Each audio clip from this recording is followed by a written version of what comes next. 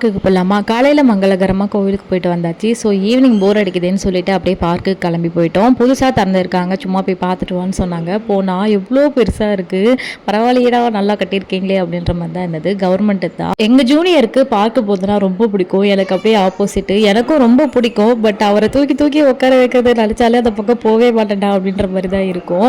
But பாவம்ல, அவரை எப்பயாவது இது மாதிரி கூட்டிகிட்டு போகலாம் சொல்லிட்டு இன்றைக்கி கூட்டிகிட்டு போனேன். ஆஸ் யூஷுவல் தூக்கி தூக்கி உட்கார வச்சு நான் டயர்ட் ஆகிட்டேன். இன்னும் கொஞ்சம் வளர்ந்தானா அவனே விளையாட ஆரம்பிச்சிட்டானா நம்ம ஓரமாக உட்காந்து வேடிக்கை பார்க்கலாம், அப்போ நல்லா இருக்கும்னு நினைக்கிறேன்.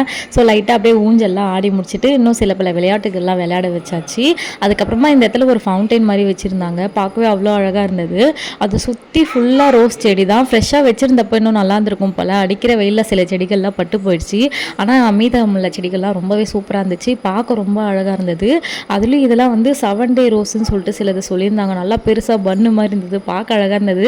பேசிக்கலி நமக்கு வேறு ரோஸ்னால் ரொம்ப பிடிக்குமா, சரி வாங்கி தான் வைக்கல, எப்படியாவது பார்த்துக்கலாம் சொல்லிட்டு நல்லா வேடிக்கை பார்த்துட்டு இருந்தேன். நான் சொன்ன அந்த வெரைட்டி இது தான். இப்போ எங்கள் ஜூனியர் கோட்டா முடிச்சது, அடுத்தது எங்கள் கோட்டா ஸ்டார்ட் ஆயிடுச்சு. நானும் எங்கள் அண்ணியும் இது மாதிரி எக்ஸசைஸ் பண்ணுறதுக்குன்னே தனியாக ஒரு இடம் வச்சுருந்தாங்க, அதில் போய் எல்லாத்துலேயும் உட்காந்து விளையாடிட்டு இருந்தோம். அதை முடிச்சுட்டு லைட்டாக அந்த செடியெல்லாம் பார்த்தோம். அதுக்கப்புறம் ஃப்ரெண்ட்லேயே இன்னொரு இது வச்சுருந்தாங்க, அது அப்புறம் தான் நோட் பண்ணோம். செம்மையாக இருந்தது அதுவும் பார்க்கறதுக்கு.